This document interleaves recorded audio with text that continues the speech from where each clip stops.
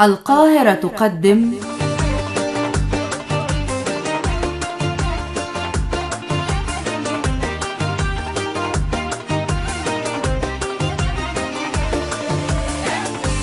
ثورة يناير، شباب يتجدد.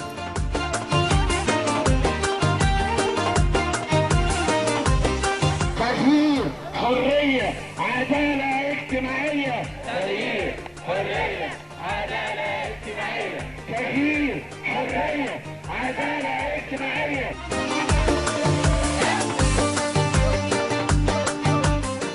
أعزائي المستمعين، أهلا ومرحبا بكم معنا وهذه الحلقة الجديدة من برنامجكم ثورة يناير، شباب يتجدد.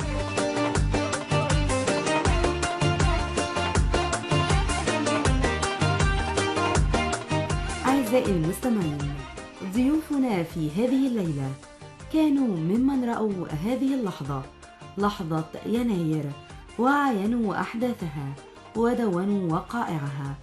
حملت قلوبهم وعقولهم مشاهدات كثيرة وأحداثا كانت نابعة من جهد جيل ثائر، غالبه من الشباب الرائع الذي حسم خيار الحرية وصار نحوها، وبعضهم مثلهم ممن انتظروا طويلا حتى قادهم الشباب وحرروا أصواتهم المكتومة. بعض المشاهدات ظلت تحمل في كل لحظة روح البشارة بغد مختلف، فكان لابد لنا من أن نضع هذه المشاهدات أمام مستمعينا في العام السادس لثورة يناير.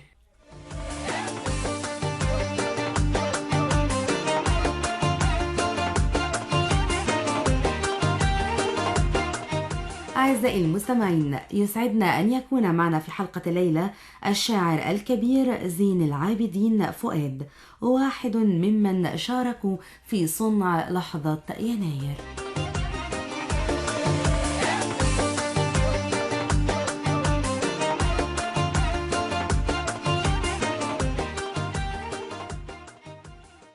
ثورة يناير أكيد ما تزال باقية في كلمات الشعر والأغاني ونقوش الجدران. فما الذي بقى من يناير في ذاكرة زين العابدين فؤاد؟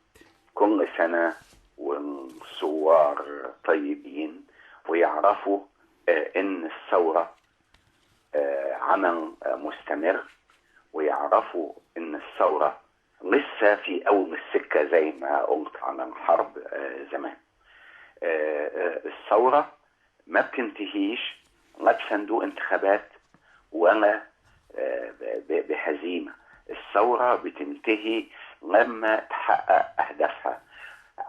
أهداف الثورة اللي عايشة في قلوب وعقول الناس، العيش والحرية والعدالة الاجتماعية. ذكريات 25 يناير بالتحديد، أو من 28 يناير إنها الأقوى طبعا. كل يوم في ذاكرتي يعني الشهداء اللي شفتهم بعناية وأكلت معاهم عيش وملح، واشتركنا في حاجات واشتركنا في مسيرات، وإن النهاردة مش موجودين معانا على الأرض لكنهم بيبصلنا من السماء. أنا شفت مينا دانيال يوم 28 يناير في بيت مينا دانيال في أول رمضان، كنا في نوفمبر 2011.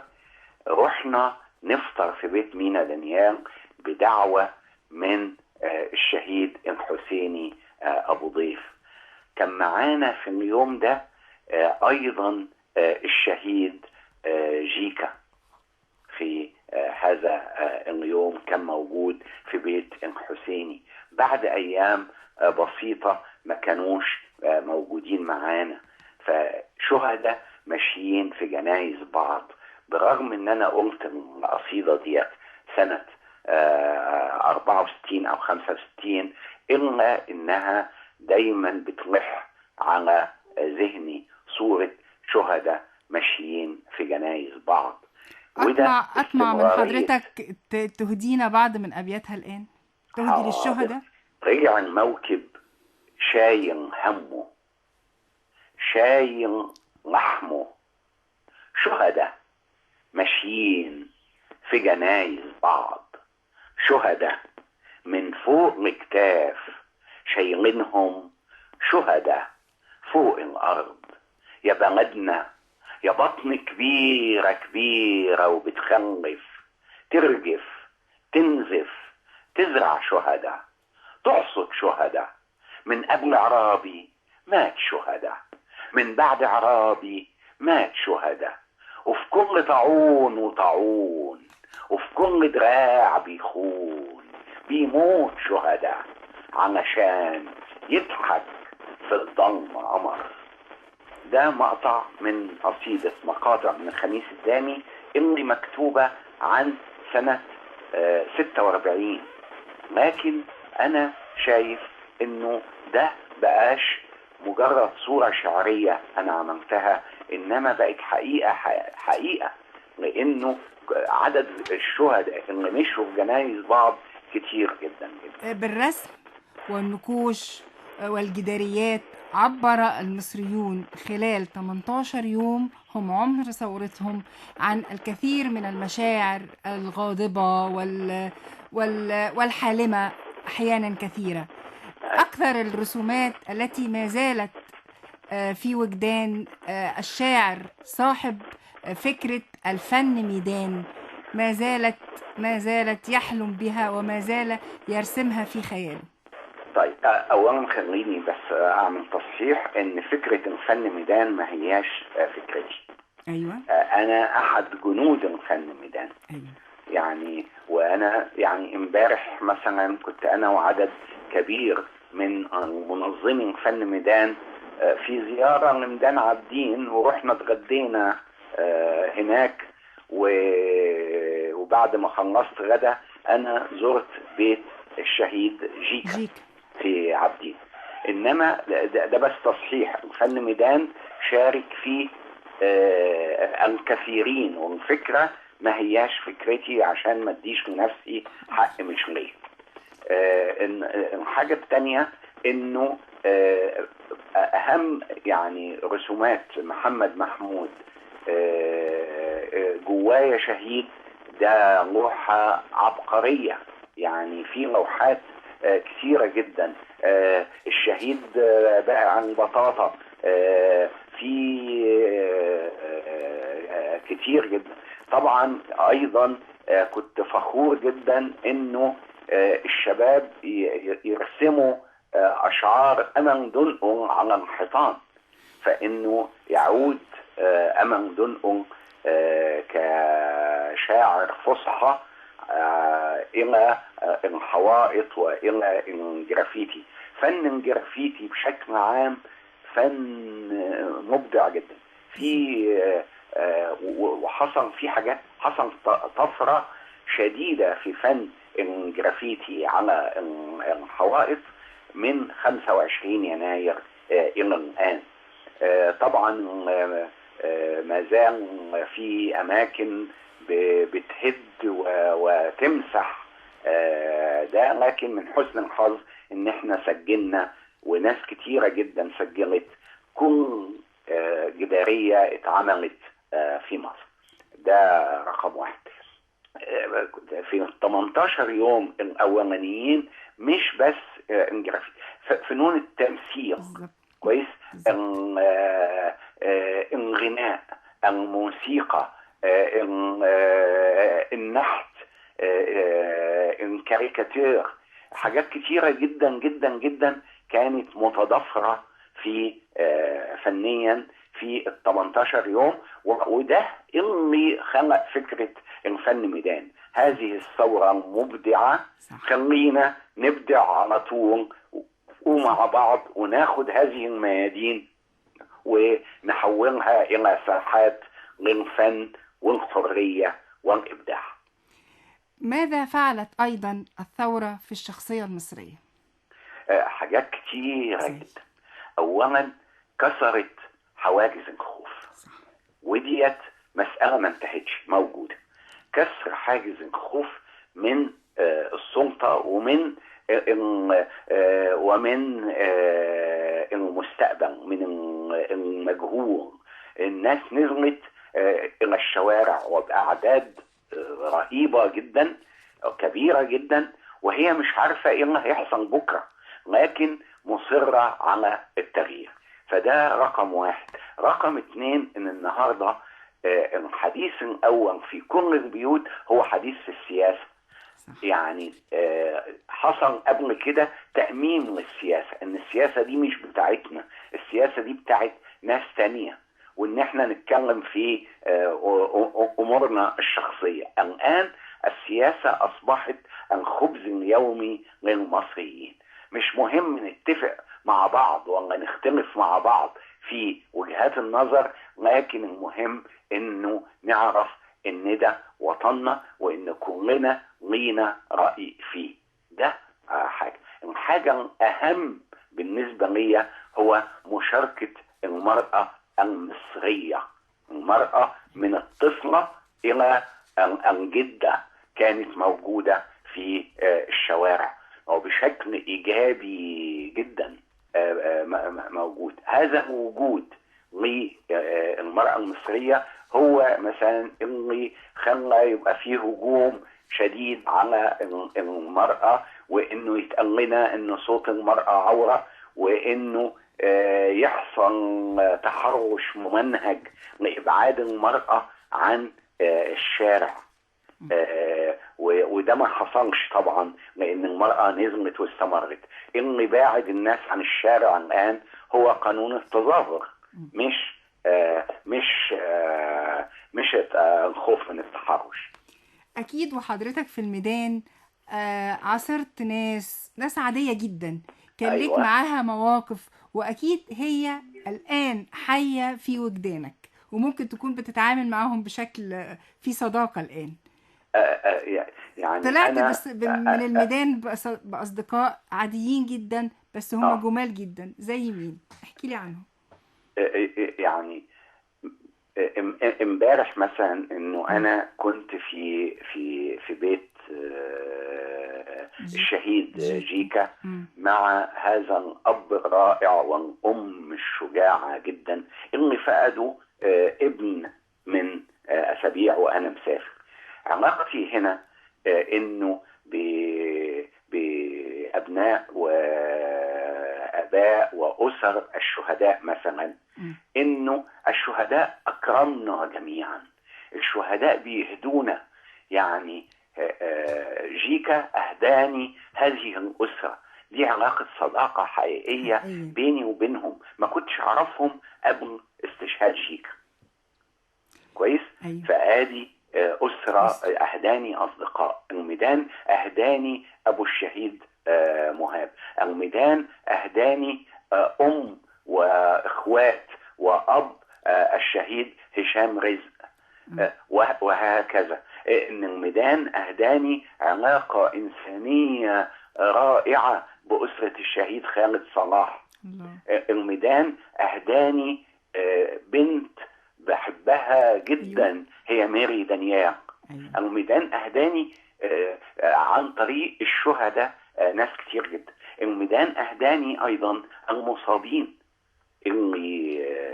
الميدان عمل لي اسره كبيره جدا. انا عندي 3 اسر الحقيقه: اسره الميدان، واسره الفن ميدان، واسرتي الشخصيه. كويس. وانه احيانا ال3 دخلوا في بعض بالمناسبه. يعني وان انا لما بحتفل مثلا باي حاجه، احنا اتعلمنا في الميدان انه بنقسم مع بعض لقمتنا ودمعتنا، وبنمسح دمنا مع بعض، وبنشارك بعض في الفرحة وفي الابتسامة زي ما بنشارك بعض في الدمعة وفي الحزن. انه في ناس كتيرة جدا، يعني لا اتصور حياتي من غيرهم. ام الميدان خديجة وغيرها، لا اتصور حياتي الان من غير هذه العلاقات. النقطة الثانية كمان انه أنا شفت عدد هائل من المثقفين المصريين والمبدعين المصريين والمبدعات موجودين في الميدان. وده يعني يكسر الصورة اللي بتقول إنه الناس دي عايشة في برج عاجي. لا، ناس كتيرة جدا كانت موجودة في الميدان. النقطة الثانية إنه كنت فرحان جدا لما الناس تنزل الميدان وترفع أسماء في لوحات، أسماء ناس يعني غيرت عناوين سكنها وسكنت في عقولنا وقلوبنا وغدروا الحياة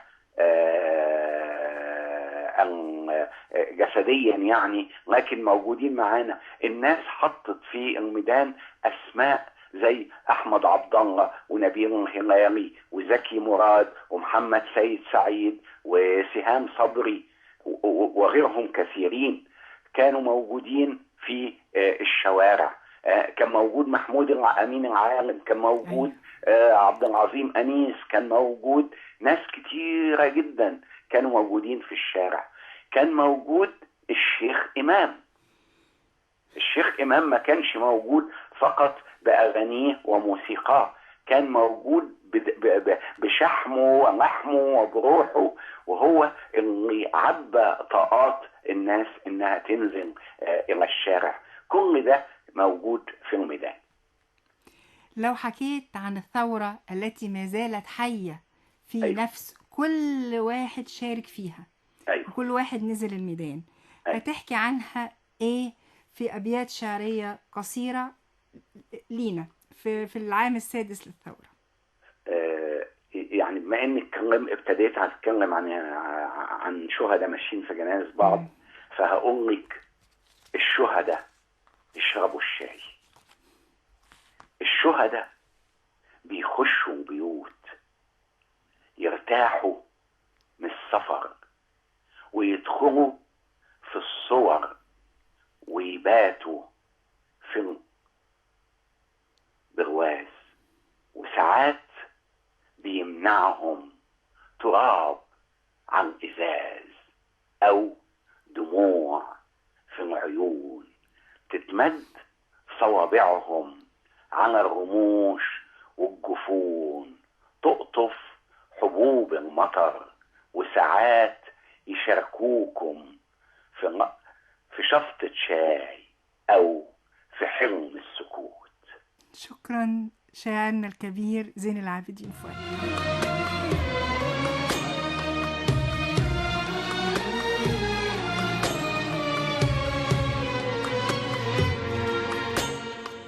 سلم على الشهداء اللي معاك، سلم على كل اللي هناك، سلم على الشهداء اللي معاك، سلم على كل اللي هناك. عمرك كان تمن الحرية، لكن بلدك مش نسيك. سلم على الشهداء اللي معاك، سلم على كل اللي هناك. عمرك كان تمن الحرية، لكن بلدك مش نسيك. وشك متسوق بالطريق، وامك صبرها انك حي، وحياتك في وراك اخواتك، ارتاح انت وحقك جاي. وشك متسوق بالطريق، وامك صبرها انك حي، وحياتك في وراك اخواتك، ارتاح انت وحقك جاي، ارتاح انت وحقك جاي.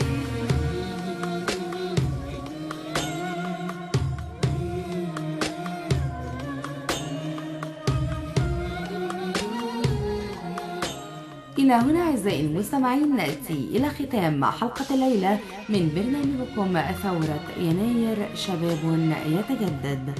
حتى يجمعنا وإياكم لقاء جديد، تقبلوا تحيات مهندس الصوت محمد أنور، وهذه تحيات سهى عزمي ومروة حلمي. اللي حصل ده ثوابه عظيم، والليلة شهادة وتكريم، اللي حصل ده ثواب عظيم، والليلة شهادة وتكريم. بص على السما بتزغرط لك وملايكة فرحك معدين، اللي حصل ده ثواب عظيم، والليلة شهادة وتكريم. بص على السما بتزغرط لك وملايكة فرحك معدين، وشك متسوق بتغير وامك صبرها انك حي، وحياتك في وراك اخوان، ارتاح انت وحقك جاي. وشك متسوق بتغير وامك صبرها انك حي، وحياتك